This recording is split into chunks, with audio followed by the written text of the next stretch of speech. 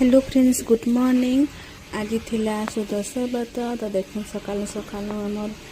एंटा छुट्टी में हल्का फुल्का टिके पकई देछे कहीं मैं घरे व्रत नहीं करी घरे खाली नॉर्मल पूजा करी भी छुट्टी टिके पकई देछे। मुझे बापा के पठे मंदिर से मंदिर नु पूजा करके आनी देखो व्रत व्रत सबू घरे कहीं करी एते माने छोट छुआ अच्छे तो नहीं है टिके एते पालन करी लगी तो मुझे कहली जो मंदिर सब भोग लगे पूजा करी आनीदेव सी आनीदे मुझे खाली घरे मंडा पिठा करके खाली भोग लगे देती। संध्या देखुन आज हमारे ठाकुर भोग खाइबार लगे आई दोल पूर्णिमा भोग खाइबार लगे आई पूरा सकाल संध्यारे फिर हेने भोग लगालु आम सब सेल्फी उठेदेलु बहुत भल लगना एंता टे माहौल हेले पूजा पाठ केते बढ़िया माने हमर केते सकाल सुदर्शन व्रत संध्या ठाकुर भोग लगे आसले।